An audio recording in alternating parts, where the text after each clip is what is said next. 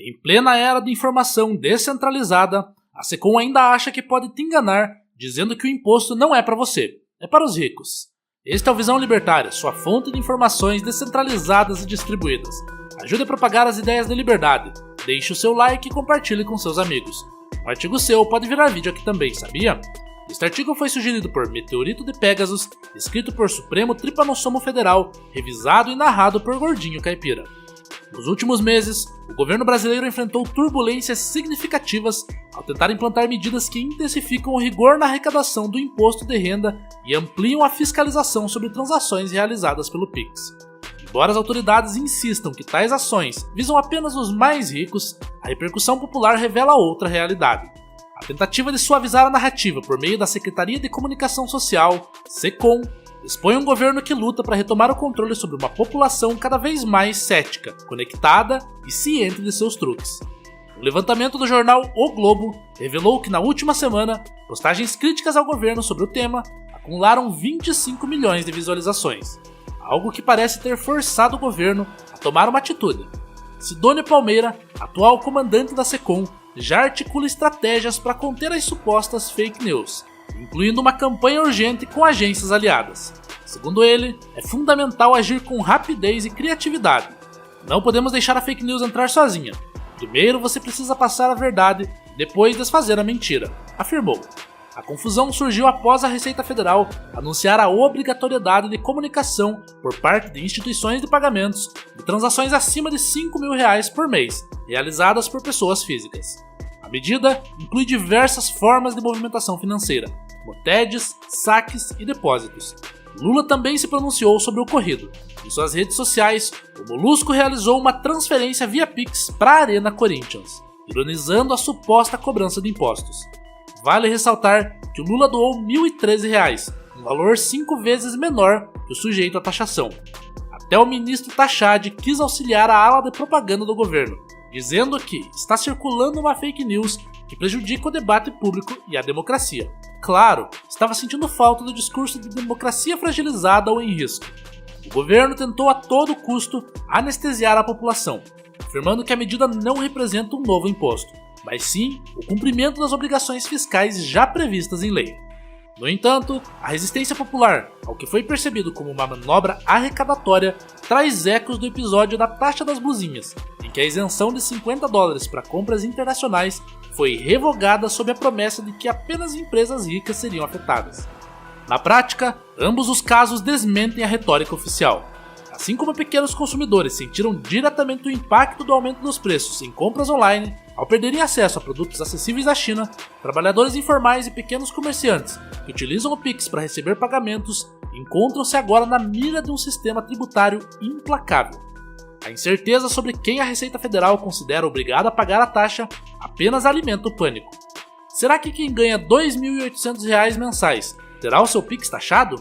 Ou seria o limite de R$50 mil? Essa zona cinzenta demonstra como o sistema tributário brasileiro, complexo e regressivo, impõe ônus desproporcional àqueles que menos podem arcar com eles. A instauração de um sistema de pagamento centralizado foi o primeiro passo para que o total controle sobre suas transações bancárias estivesse sob a égide do governo. Em uma situação semelhante à do passado, os veículos de comunicação alinhados ao governo poderiam propagar mensagens tranquilizando a população e sufocando a insatisfação do público. Tipicamente, os governos impuseram um controle estrito sobre as informações, sobretudo devido à ausência de comunicação e à concentração de fontes de informação em poucos meios de grande alcance: jornais, rádios e mais tarde a televisão. Este modelo se adaptou a uma estrutura hierárquica, onde a parte superior da pirâmide determinava o que seria divulgado e a maneira como seria apresentado, gerando um ambiente de comunicação unilateral. Os líderes utilizaram essa dinâmica para garantir sua permanência no poder. A existência dos estados sempre foi antiética, mas houve um período da história que este era ao menos útil para a organização de sociedades e civilizações. Mesmo sendo efetivo no passado, seu caráter antiético não pode ser ignorado. Não importa o uso utilitarista de algo, nunca se pode negociar os direitos fundamentais do ser humano. Para nossa sorte, a saída ética também se tornou a melhor, do ponto de vista prático, após a revolução que tornou o Estado obsoleto. A informação descentralizada mudou radicalmente as dinâmicas de poder. transformando o Estado em uma entidade mafiosa, cujo único objetivo é transferir a renda do setor produtivo de uma sociedade para uma casta de parasitas.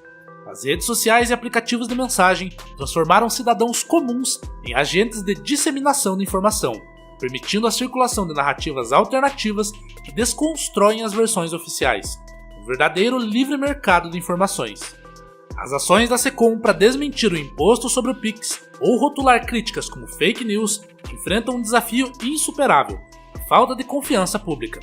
Assim como na taxa das blusinhas, a população percebe que, independentemente de quem esteja pagando a conta diretamente, os custos sempre serão repassados aos consumidores finais e aos trabalhadores. Esse descrédito reflete uma sociedade que não mais aceita ser conduzida cegamente por narrativas governamentais, especialmente quando estas contrariam a realidade vivida. À medida que o cerco fiscal se intensifica, cresce entre os brasileiros o interesse por alternativas que ofereçam maior privacidade e proteção patrimonial. Entre essas opções, o Bitcoin desponta como a mais promissora. Diferentemente do Pix, que centraliza informações e expõe transações à vigilância estatal, o Bitcoin opera em um sistema descentralizado, permitindo transferências diretas entre carteiras, fora do alcance de fiscalizações arbitrárias.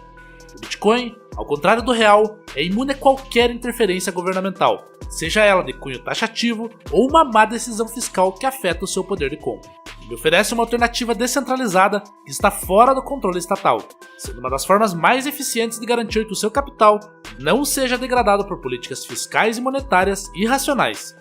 Além de oferecer um grau inigualável de privacidade, quando mantido em autocustódia, o Bitcoin apresenta outras vantagens que o tornam atraente para um público que busca se libertar das amarras do sistema financeiro tradicional.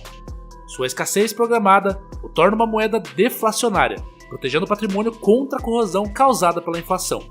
Além disso, com carteiras de Bitcoin cada vez mais amigáveis e intuitivas, a transição para o uso dessa moeda se torna acessível até mesmo para aqueles que aprenderam a lidar com o Pix.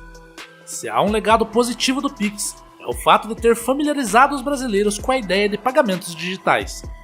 O aprendizado adquirido ao usar o sistema bancário estatal pode ser facilmente transferido para o uso de Bitcoin, que oferece uma experiência semelhante, mas com maior liberdade e segurança. Essa coincidência funcional, aliada ao desejo de escapar do olhar intrusivo do Estado, promete impulsionar a adoção em massa da criptomoeda no Brasil. Enquanto o governo tenta restringir a liberdade financeira da população, ele inadvertidamente contribui para educar os cidadãos sobre ferramentas que os libertam do próprio sistema que os oprime. O Pix, embora tenha sido projetado para monitorar e taxar, pode acabar sendo a ponte para uma adoção mais ampla do Bitcoin, abrindo um novo capítulo na resistência contra o controle estatal. Mesmo com as claras vantagens de se usar Bitcoin, muitas pessoas, seja por inexperiência ou medo de alocar capital no Bitcoin, acabam por investir seus patrimônios em shitcoins ou dólar Tether. O uso do dólar Tether já é bem popular entre varejistas no país, que usufruem de uma moeda conhecida e bem mais valorizada e estável que o real. Outros podem ser atraídos pelas promessas de alta das altcoins e de suas taxas de valorização superiores às do Bitcoin. Mas estes usuários não levam em consideração o principal ponto do Bitcoin, a sua natureza anti-Estado, sendo ele a moeda mais segura contra os mandos e desmandos de um Estado cada vez mais autoritário e sedento por dinheiro. As altcoins estão muito mais expostas a medidas como confisco ou proibição de elevação de capital, medidas que, devido aos atuais níveis de temperatura e pressão, deixam de ser um "e se" e passam a se tornar um "quando". Os brasileiros precisam assumir o controle de sua independência financeira, adotando o Bitcoin. Dessa forma, estarão um passo à frente, prevenindo-se de uma nova crise que, sem dúvida, será provocada pela ação de governos corruptos, mentirosos e ineficazes. A implementação do Bitcoin como meio de pagamento diário deve se tornar uma realidade nos anos vindouros. Com a adoção crescente, haverá um aumento no uso de criptomoedas, o que, devido à sua escassez, elevará os preços, aumentando assim a valorização do Bitcoin. Os que investirem agora e mantiverem uma grande parcela do seu patrimônio em satoshis serão consideravelmente compensados no futuro, devido ao crescimento do seu valor. As ações do governo Lula para ampliar a arrecadação fiscal revelam não apenas a precariedade das contas públicas, mas também a incapacidade de compreender uma sociedade que não mais se submete passivamente. A era da informação descentralizada marcou o fim do monopólio estatal sobre a narrativa, e os brasileiros, cientes de sua condição de vacas leiteiras, não estão mais dispostos a sustentar um sistema que negligencia sua privacidade e sufoca sua prosperidade. O Bitcoin permanece sendo a única saída para aqueles que desejam escapar dessa engrenagem. Diferentemente de outras criptomoedas, ele oferece uma verdadeira alternativa antissistêmica, alicerçada em princípios de escassez, privacidade e descentralização. Usar o Bitcoin é mais do que uma escolha financeira, é um ato político e uma declaração de independência. Na atual conjuntura, o governo possui apenas duas escolhas: seguir a mudança ou lutar contra ela. Governos menores, que possuem uma estrutura enxuta, poderão lidar melhor com a crise que o Bitcoin e a informação descentralizada causarão aos leviatãs do mundo. Governos que insistirem em seus tamanhos mastodônticos não vão sobreviver por muito tempo, colapsando sobre seus próprios custos. É bem claro para todos nós qual o caminho que Lula pretende trilhar com o governo do Brasil: o do agigantamento da máquina estatal. Se há uma única boa notícia para nós e para aqueles que se encontram sob o jugo de estados inchados, é de que seremos os primeiros a nos vermos livres dessas amarras, assim que o Leviatã der seu último suspiro. Obrigado pela audiência. Este é um canal colaborativo. Participe você também. Cadastre-se agora mesmo no nosso site visãolibertaria.com e envie os seus artigos por lá. Os colaboradores recebem recompensas em Bitcoin. Inscreva-se no canal e clique no botão da campainha para ser avisado de novos vídeos. Até a próxima!